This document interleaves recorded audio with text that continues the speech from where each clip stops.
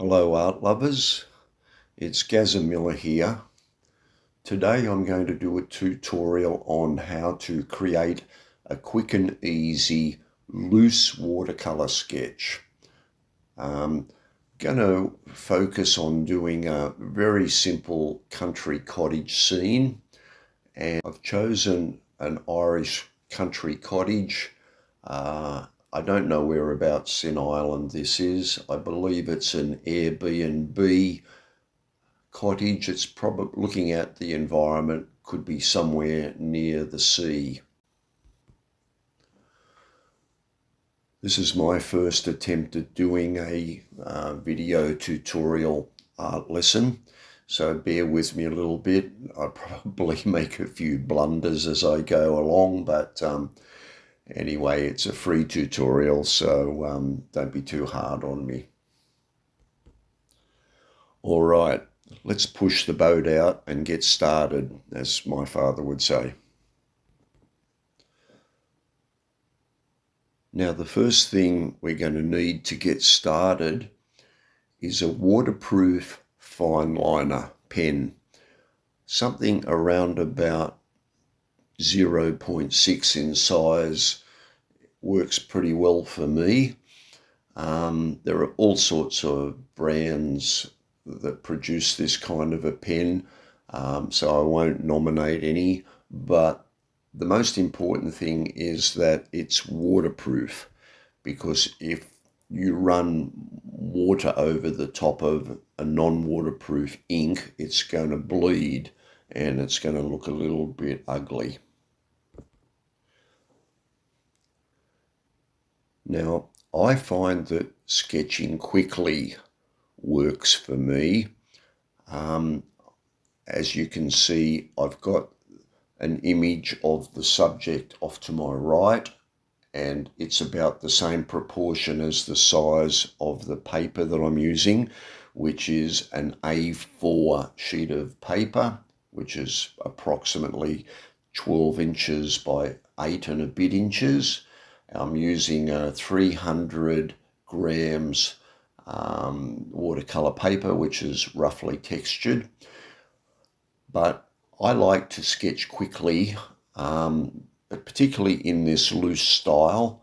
That's what it's all about.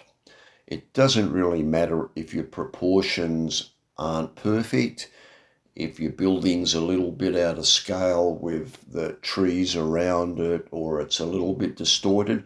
That's just going to add to the character of the sketch and to the ultimate piece of artwork. So if you want to exaggerate things, for example, go right ahead. We're not trying to replicate an image like a photograph here. The whole essence of this very loose watercolor sketch style is that we're just creating an impression, an artist's impression.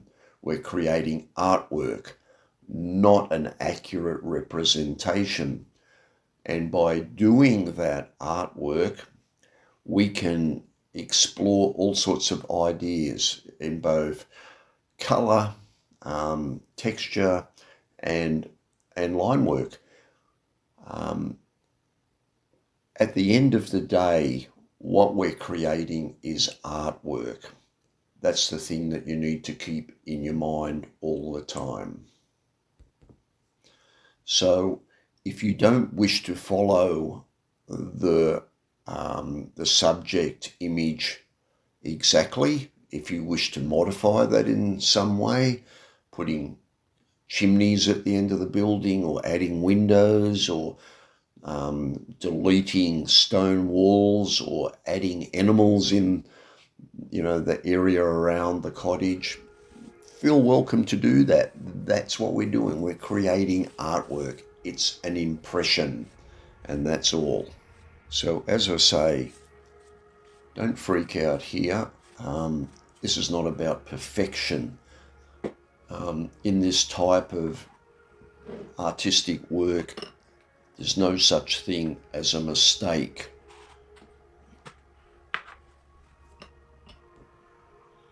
Elements of the drawing can be exaggerated. They can be distorted. left out, added in. There really aren't any rules from that point of view. A lot of my line work is just continuous scribble, and that's a really nice technique to try and develop. Don't be precious about how things look, because once you delineate the elements of the drawing and you throw watercolour over it, a lot of those things will just bleed into the background. They'll disappear, they'll blend in. So don't get too fussy.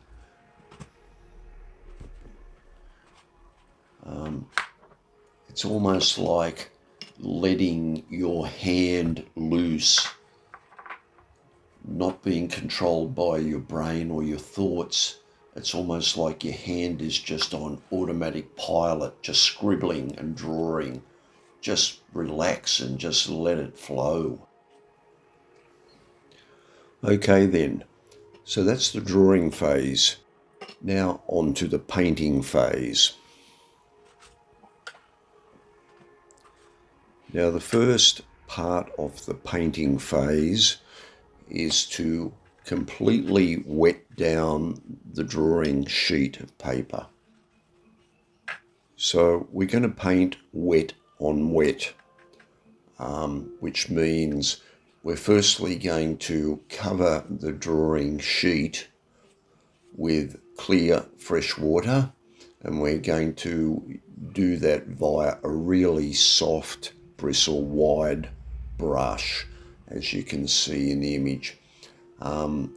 We're going to completely cover the image with fresh clean water, but we're not going to pool water. We don't want puddles.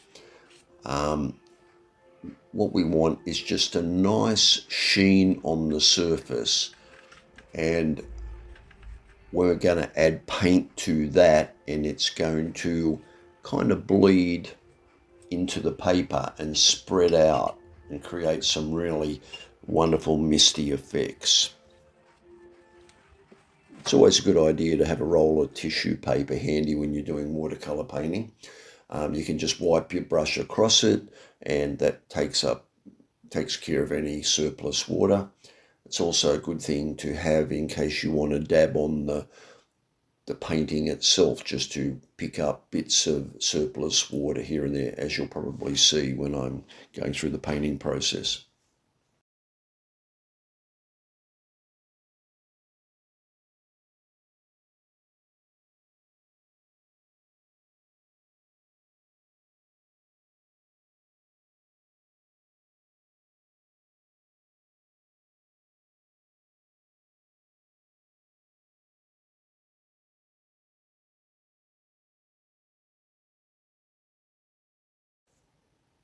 Now, I only use 3 brushes most of the time when I'm doing these loose watercolour paintings. One is the great big wide brush with the very soft bristles on it to put the clear fresh water over the image to start with. And then once I've done that, I use a 3/4 size short flat brush, as you can see in the illustration, to do the bulk of the blocking in of my colour work. And then if there are any fine details or small areas to paint, I use the flat brush. I'm not sure what size that is, but it's a much smaller one, as you can see in the image. Now, there are a few rules when it comes to watercolour painting, but I get a bit sick and tired of rules, so I try to minimise the amount of rules I possibly can. There are enough rules in life, and when you're doing something as a relaxing pastime, the last thing you want to be thinking about are rules. So, but there are a couple of things that, unfortunately, you'd probably better off understanding, and if you want to call it a rule or a guide, it's better to paint lighter and work towards the dark. So don't go too heavy right at the get-go. start off light and build up and build up and build up. It's much easier to do that than try and start off with dark colours and then somehow try and reduce the impact of those dark colours later. Doesn't usually work out very well. So in painting the sky, I've just put on some cerulean blue to start with as a nice background. It's going to be a sunset scene, so I'm putting a little bit of lemon yellow into the colour, and on top of that I'll add a little bit of vermilion to gradually build up a feeling of a sunset. And then the last layer of colour I'll put over that is a bit of Prussian blue, just to deepen the blue. Cerulean blue is a really beautiful colour. It's nice bright blue, but it's a little bit too light. Sometimes you need a bit more body, and Prussian blue will provide that. I also like to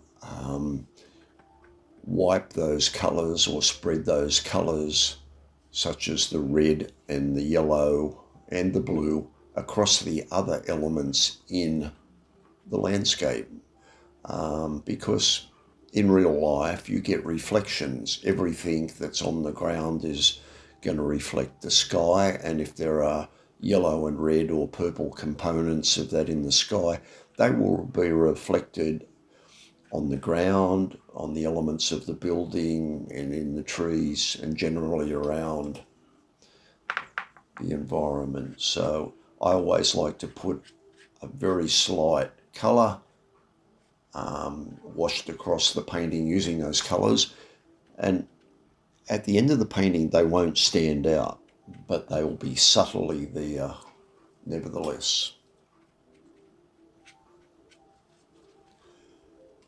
Now, when applying colour to the various elements around the building, in the landscape, or on the building itself, I'm pretty careless with the way I apply it.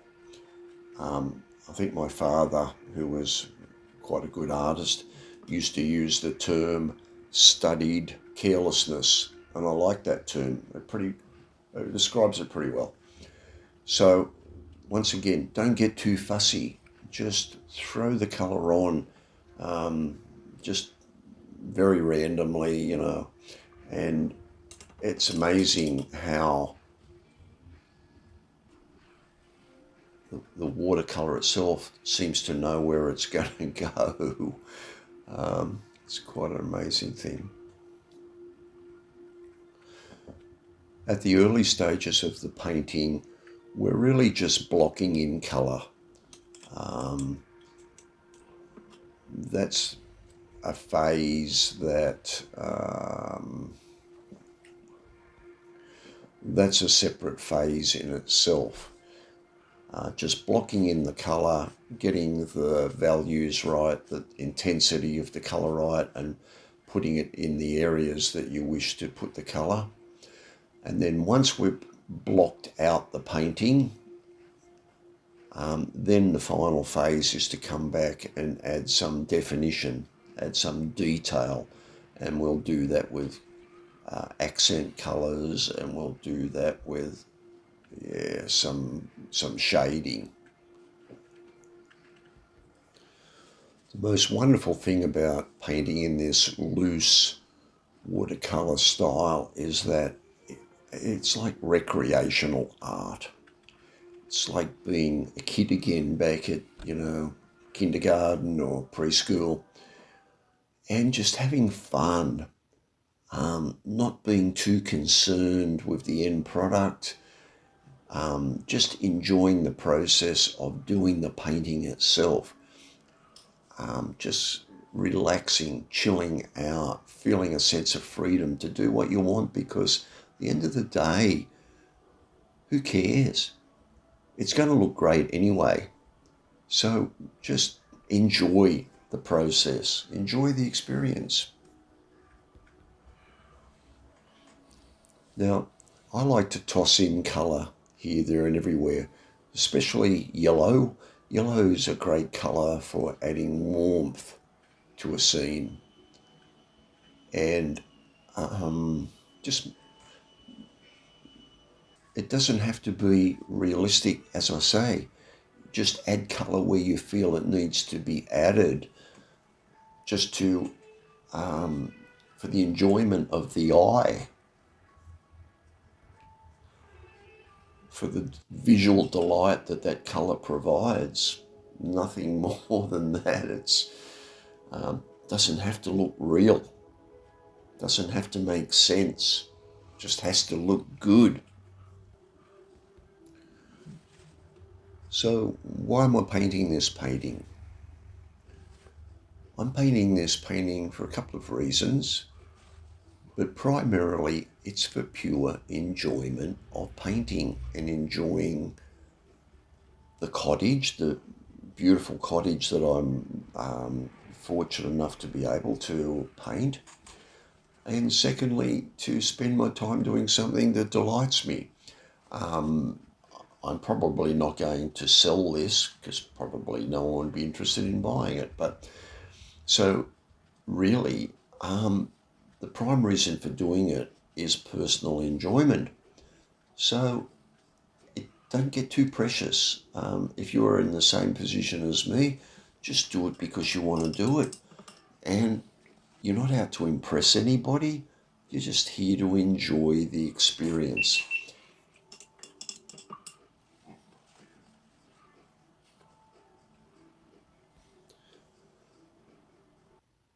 So once the painting has been blocked out, it's time to come in and add a little bit of definition. I like to stand back and have a bit of a look at it before I go in and start to define some of the areas. By doing that, you get a bit of a global view, a macro view of how it looks, and you just get a sixth sense for where shadow needs to be, where definition needs to be, in order to create a quasi 3D image. But it's not rocket science. It's just really simple, kind of quick, almost instinctive kind of reactions to what you're trying to do here. And just trust your instincts, trust your feelings.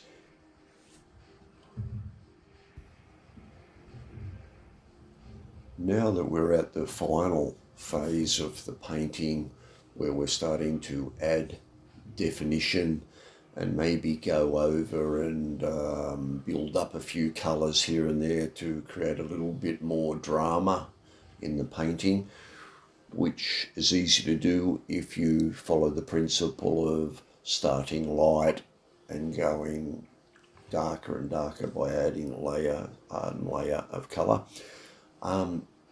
You can gradually build it up till you get it to a point where you're very pleased with what you've produced.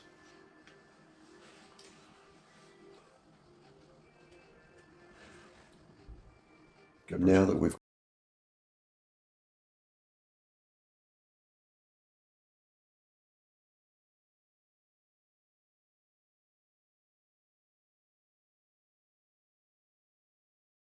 got to the final phase of the painting, you might want to stand back and have a look at it and see what the painting might need.